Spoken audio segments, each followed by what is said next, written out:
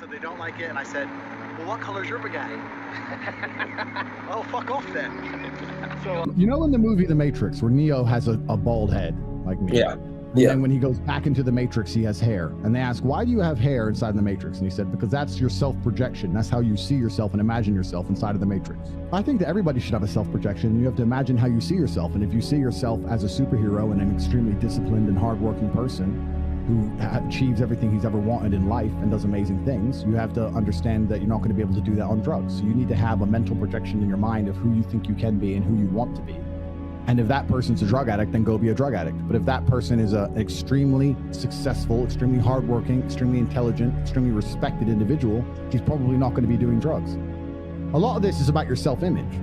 Where's your duty? Where's your shame? Where's your self-inflicting morality? Where's your pride? So that's the problem with all of this shit. And it's the problem for all these addicts. If you want to wake up and say, what kind of man am I? Am I a drug addict? Well, then go be a drug addict. What kind of man am I? Am I a man who has control of his life and control of his mind? You have to make a decision.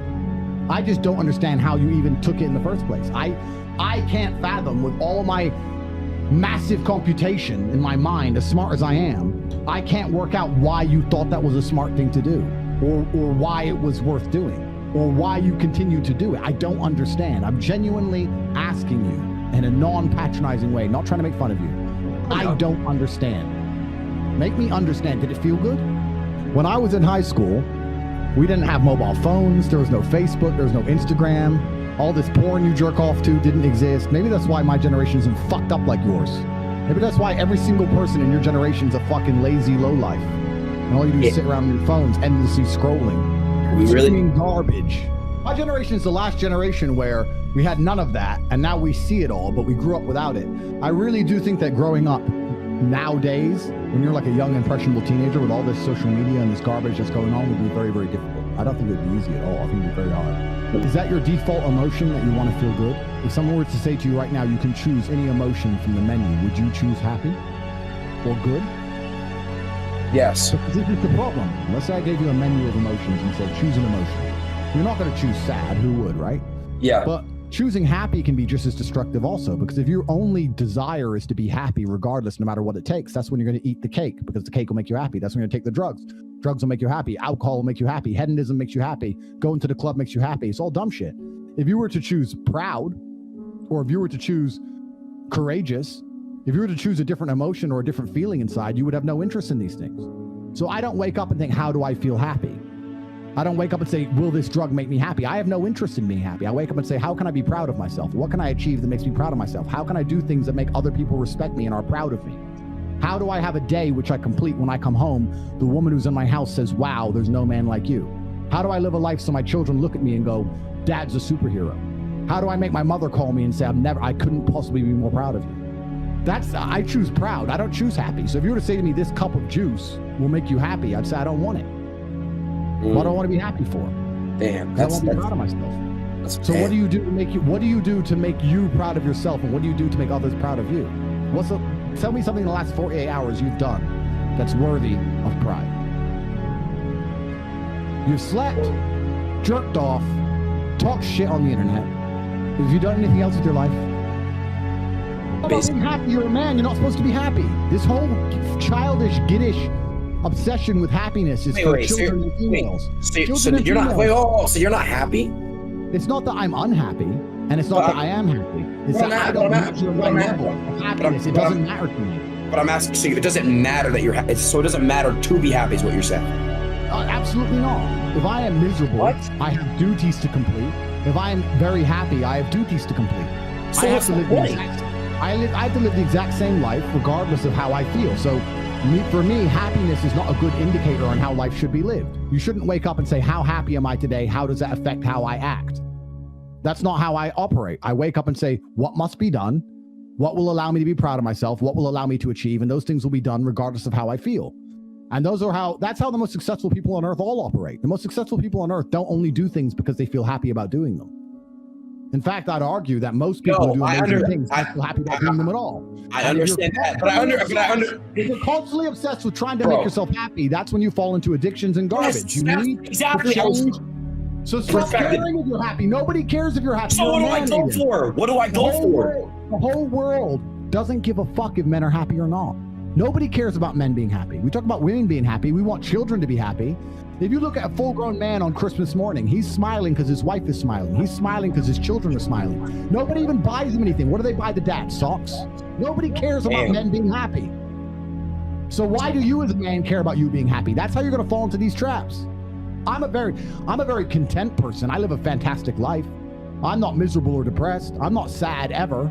But I don't wake up and go, I want to be happy today. No, sir. I wake up and say, okay, things must be done. And those things will be completed regardless of how I feel. Regardless of how I feel. You can lock me in a dungeon for an unknown amount of time in Romania, and I will still complete as many push-ups as I can possibly do in the dark by myself. What else am I going to do? Sit there and be sad? Happy or sad? The push-ups must be done. It's called duty. It's called honor. It's called pride. If you had these things, you would never do dumb shit in the first place. So I'm asking you why you don't have them. The funniest thing, the most ironic thing about all of this is that if you don't prioritize happiness and you prioritize feeling proud of yourself, you end up happy by extension. I'm happy because I'm proud of myself because I have a fucking fantastic life and mansions and supercars and money, most famous man in the world, thousands of love letters a week from beautiful women, street credit in every single fucking city on earth. Of course I'm happy, but I didn't ever choose to try and be happy. If I would have chosen to try and be happy, I would have never ended up happy. I train every single day. And it doesn't matter how I feel. So, in fact, I would actually argue that the number one way to deal with most of life's problems is always the same thing. You were saying that people deal with things in many different ways. That is true. But in my experience of life, there's only one way to deal with anything. It doesn't matter if you're heartbroken. It doesn't matter if you're sad. It doesn't matter if your bank balance is low. It doesn't matter if you lose a family member. It doesn't matter if whatever negative things can happen to you. It doesn't matter if you go to jail. It doesn't matter what it is. The answer to everything is always the same. Do you know what the answer is? What is the answer? Hard work. Work harder. The worse things are, the harder I will work. I'll give you an example. I'll say it right now here on stream. Jail changed me and I had some trouble in there. I never missed a single day's training. Since I've left jail, I can't sleep. I have nightmares. I've been training harder than I've ever trained. I put it all over Twitter. I'm doing 6-7 hour days. I could sit around and complain about being tired. I could sit around and be a bitch. I could sit around and cry, or I could just work harder than I have ever worked. It's fantastic that I can't sleep. That's all the time I need. So I can train endlessly. So my point is the answer is always hard work. What else is my answer going to be? I'm struggling with something. I'm going to work less. Does that make sense to you? How's that going to fix anything? At least now, as I decipher the puzzle, because that's what life is, it's a puzzle, and as I decipher the lesson that has been bestowed upon me by God, and as I repair my mentality and become a more content individual, or perhaps a more stable individual like I was before, at least in the meantime, I've done a whole bunch of work. At least I've gotten bigger, stronger, faster, richer. What else am I going to do? Sit around and mope like a dummy? The answer is always hard work. Anyone who's watching this, no matter what problem you're facing in your life, there's only one answer: work.